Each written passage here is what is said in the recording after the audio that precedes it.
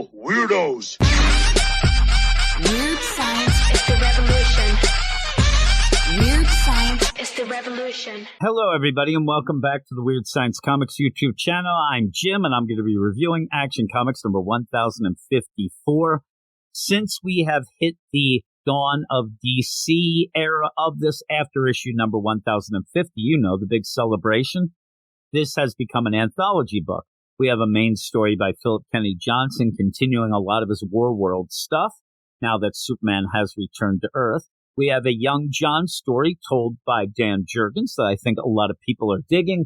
And then we have a third story. Now, up until this point, it's been that sus Power Girl is Paige nonsense with Leah Williams. That is done.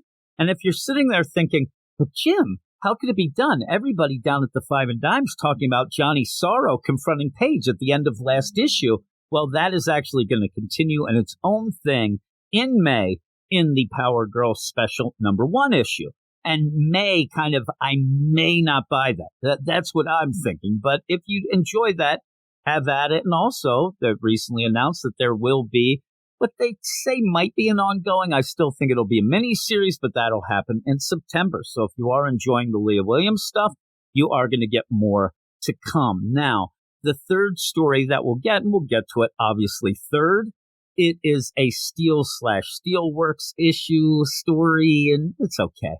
It's better than the Power Girl stuff in my mind. But we're going to start things off with the main story. Philip Kennedy Johnson and Max Raynor kick things off with the reveal that super twin Otho didn't actually kill the person that it looked like she killed at the end of last issue. She just hurt him really, really bad. Now, that still isn't a good thing, especially with the world seemingly watching. Also, with this whole Blue Earth hate group going on, all that stuff. But we quickly see that it's kind of not a person. It's actually one of Metallo's drones. I hope that the world sees this. You never know.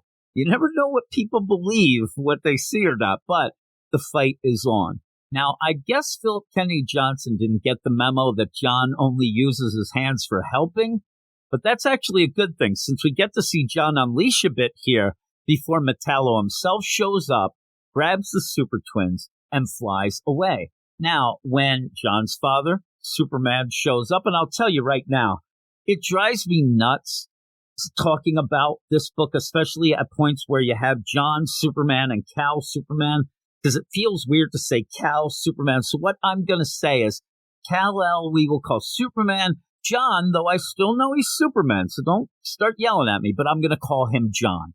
That will make this easier on me. I won't end up messing up and driving myself insane. So when Superman shows up, John demands to be the one to go save the kids, but Superman tells him to stay put and goes off to find them and Metallo.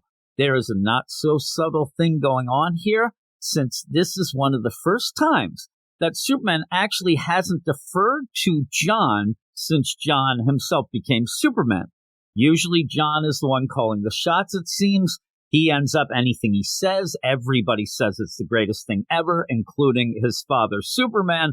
But here he does tell John, no, you're not going to be able to face Metallo. I'm going to go do that. I will get the kids. You stay here and, make sure that people don't get hurt here. That's what I want you to do. And I think that was pretty cool. We haven't seen that in a bit. So it's kind of refreshing in a weird way. But I do think that a name change should be coming for John so that I can actually talk about those two and not have to explain myself. And maybe this is like a baby step towards that. Maybe this is something where John does have to kind of get his own identity now that they're both on Earth. We'll have to see how it goes on. But even with all of that, I kind of did expect John at the point when Superman says, listen, John, I'm going to go and save the kids, because I'm Superman and all. I thought John was going to throw shade at his dad and say, oh, you're going to go save kids, like you did when I was in the volcano being taunted by your doppelganger, Ultraman, on Earth 3. Like, you really came through then there, pal. You don't have a real great track record on this. He doesn't say that, but I kind of wanted him to. I kind of wanted that to be something said, but you end up having Superman going off. He does find the kids and confronts the now pretty beat up looking Metallo. We continue to get War World ties, even with Metallo, and we see what actually looks like a bit of Superman's new powers. Kind of crazy. But in the end, Superman, realizing that John Corbin has been a pawn in all this, wants to help him get his sister back. There is a funny little play where John Corbin Metallo says, wait a second, you're going to help me? After all the things I did and tried to kill your family, you're going to help me, try to, save my sister. And you end up where Superman goes, well, anybody would do that. And John goes, I wouldn't. And it's kind of a funny play, but it's on point. It's true. John probably wouldn't, but Superman would. And we all know Superman will. And I know that recently I've been kind of bitching and moaning a lot about the idea that heroes aren't allowed to beat up bad guys and they always have to fight. I don't mind it with Superman. That fits with Superman. Some of the others, though, when you have issues where Batman confronts a bunch of rioters and decides to hug it out, that doesn't work for me. But Superman, it does because, again, he's Superman. Now, you end up having all this, and the cliffhanger shows that it's not going to be so easy to get John's sister back. And yeah, we see who's been pulling the strings all along, and I'm sure a lot of people will be pumped about who this is.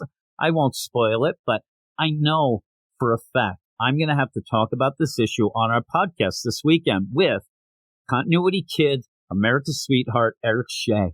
And I know for a fact he's going to start complaining that he needs answers of how this character has shown up, why it's not this, why he's not dead, all these things swirling around that I'll just end up shrugging my shoulders, but I know it's coming. So I'm kind of looking forward to it, actually. I kind of get a kick out of when he loses his mind about these things, but I think that most people will be fired up about it, and it's a pretty good, strong start to this issue.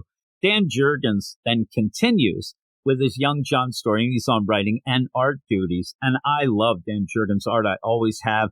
And this whole deal, if you remember last issue, it looked like, oh my God, John might die.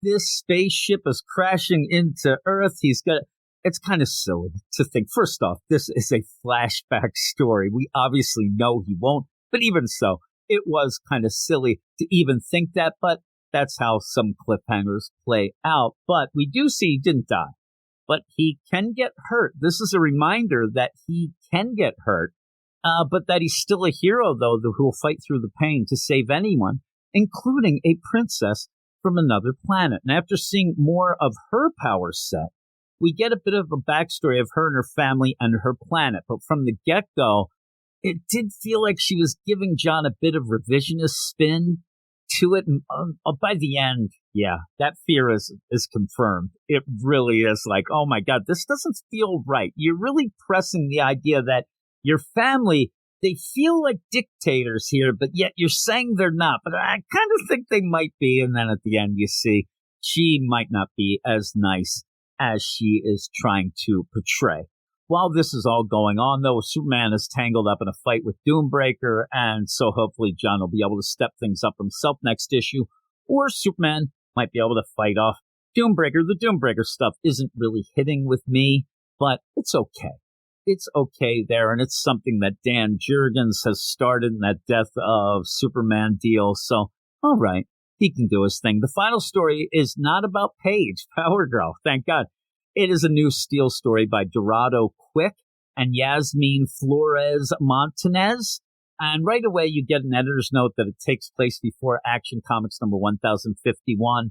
That always throws me off a bit. And while I wanted to like this story, the script actually feels like a bunch of catchphrases and slogans slammed together loosely, right? If you can slam something together loosely, that's what it feels like. It just feels like random trash talk and then catchphrases and then a pop culture deal. It just didn't feel complete. After a fight with a villain named Amalgam, we get the Steel origin story, which that's a nice thing for people to get, especially as we go forward. Now, this Steel stuff is not going to be continuing later by Dorado Quick.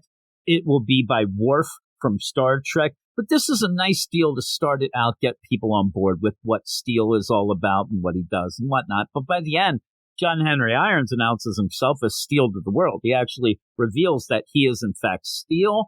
Unfortunately, not everybody watching is so happy or is a fan of Steel or John Henry Irons. So we'll have to see how that plays out. I hope that as this go forward, we get a little more Natasha, too. I actually really like her. And so overall, this was a good issue. The Steel story wasn't great, but at least it wasn't as bad as the Power Girl one.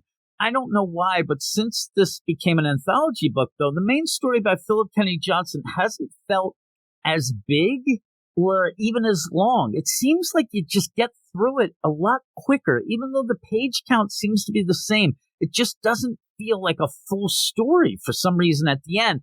And I still think it's good. But maybe it's the pacing that's off, but something feels a little teeny bit off, and it feels like you're not getting as much as we did before with each issue. Maybe it's just we have to get used to it being an anthology. I don't know. I'll take any Young John story I can get, and while the Doombreaker part hasn't clicked with me still, I am enjoying it as a whole. And I was hoping that Princess Glyana could be the kind of replacement for John's old friend Kathy. And if you are a Young John fan, you'll know Kathy and probably smile because she was awesome. But it doesn't look like that'll be the case. I kind of had these weird visions of John going off and becoming a prince, like a John Carter of Mars, but it's John Kent of Earth, but he's on some sus planet, right? It'd be pretty cool, but I don't think we're going to get that, unfortunately. Though I think that at the end, Glyana will end up revealing that she's just desperate and she's trying to get help, though, boy, she looks real sus at the end of this issue, so that might be completely off. But yeah, I don't think she's going to replace Kathy, which is a shame, but the cliffhangers still had me excited to continue. Overall, I thought the art was pretty good throughout. Again, the Steel story, not as great, but still, it wasn't horrible. And so I'm giving this overall a 7.8 out of 10. If you are used to the sus sites that give everything 10s, you might think, but Jim, that is a negative score. Oh my God, you're toxic. That isn't. I actually did like this issue. I just have a little bit of problems with some things in it. Still going forward, I am excited about it. I like this. I'm enjoying the Joshua Williamson Superman deal. I've loved all of pretty much the Superman stuff. So that is that. Thanks, everybody. Please, as I'm losing my voice, please subscribe to the channel if you haven't already. And then let me know what you think of this issue in the comments below. And I want to give a special shout out. A bunch of people have actually gone out of their way to tell me how much they've enjoyed some of the videos that I've done. And I just want to tell everybody that I really do appreciate that. That really does mean a lot. So thanks, everybody. And I will talk to you all later. You are all weirdos. Weird science is the revolution. Weird science is the revolution.